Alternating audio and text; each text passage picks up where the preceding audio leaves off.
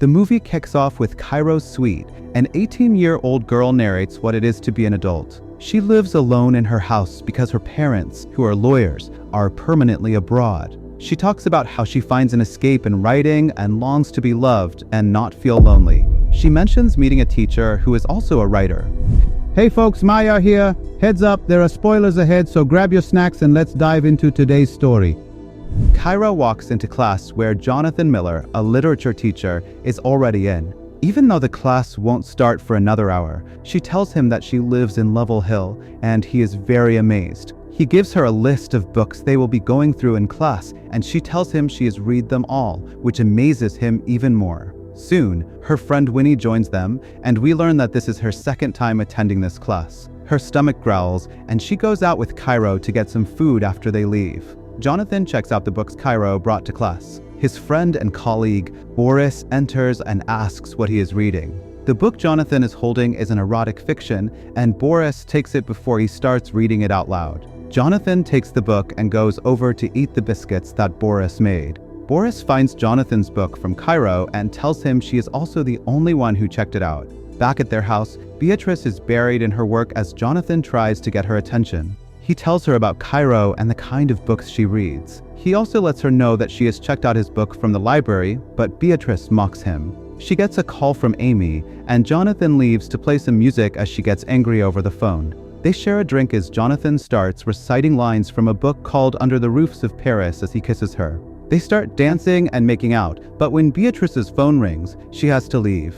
Boris complains about having a terrible weekend as he and Jonathan sit on the court. They look over to the woods, and Boris tells him that there could be ghosts in there, and the plant feeds on the souls of the dead. Cairo walks out of the woods and greets them. Both of them keep asking her questions, and Boris offers her some biscuits before he leaves. While mocking Jonathan, he asks if she doesn't get scared walking through the woods all by herself, but she tells him she's the scariest thing in there. As Boris walks into the hallway, he stops and starts teasing him. He pauses and talks to her as she tells him she wants to be in his class and that he can tutor her.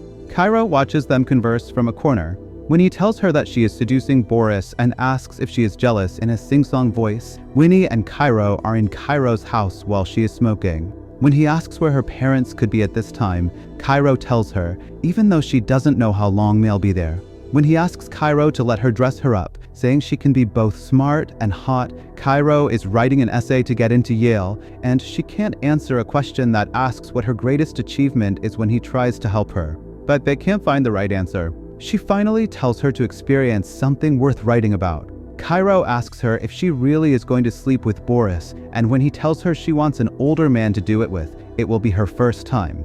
When he tells Cairo that Jonathan looks at her differently from all the other students, she says she can't believe it in class. Cairo keeps looking at Jonathan. He then asks her to see him after school. Boris is in Jonathan's class asking about Beatrice and the books she's writing. He is invited for dinner, and Jonathan tells him to shower before he comes over.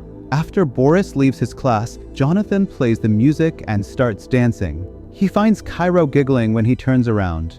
They sit on the couch, and Jonathan asks if she's been to the scroll sessions at Sally Barney's, a poetry salon in a Victorian village, and tells her to go on the coming weekend. The reason he wanted to see her is because of the story she wrote about a reluctant spider. Then he recites some lines from the story before they continue to talk about the spider. He then tells her that she is talented and offers her a jump start on the midterm. He assigns her to write a short story in the style of her favorite author. He says that it could help with her portfolio for Yale. Cairo tells Jonathan that she read his book and called it grand and tragic romantic horror. Then she quotes lines from his book. He tells her that was the first thing he wrote and that he hasn't written anything recently since he got married and started teaching.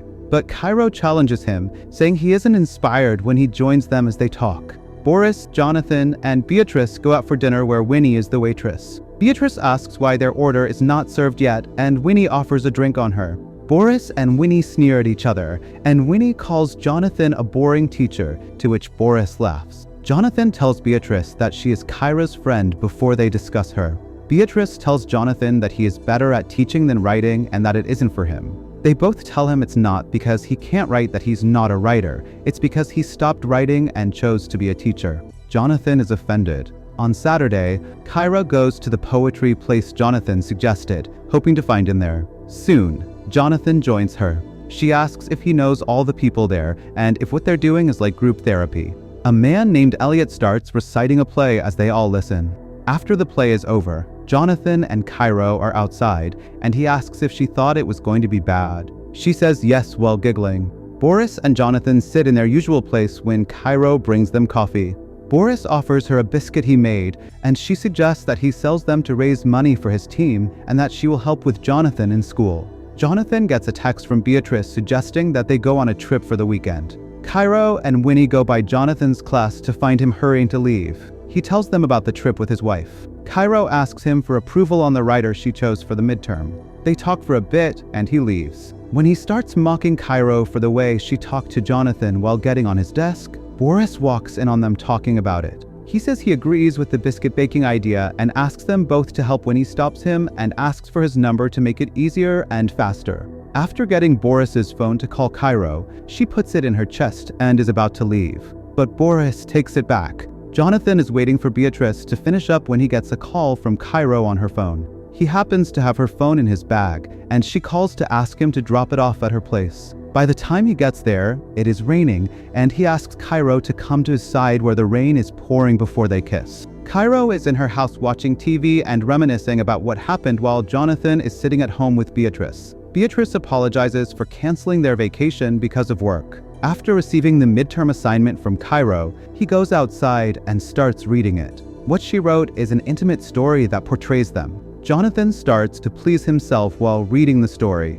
On Monday, Kyra waits for Jonathan in his class, and he walks past her after greeting her coldly. He tells her that she needs to choose another author because her story is inappropriate. He asks her why she chose that material, and she answers him that it's about them. She tries to explain to him that the story is appropriate in different aspects, but he tells her to write a new story with a new author.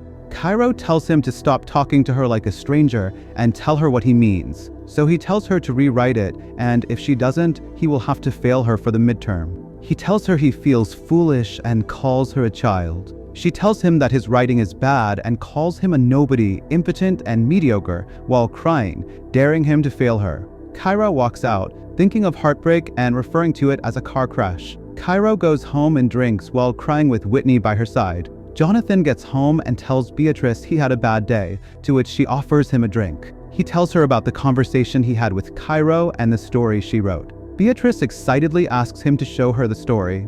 After reading it, she makes Jonathan say how Kyra described him in the story. Kyra asks Winnie to distract her, and she asks her to text Boris, saying she's drunk and what he is doing. Jonathan keeps reciting the lines from Kyra's story as Beatrice takes his hand and makes him touch her. They stop making out when they see Boris knocks and he gets in.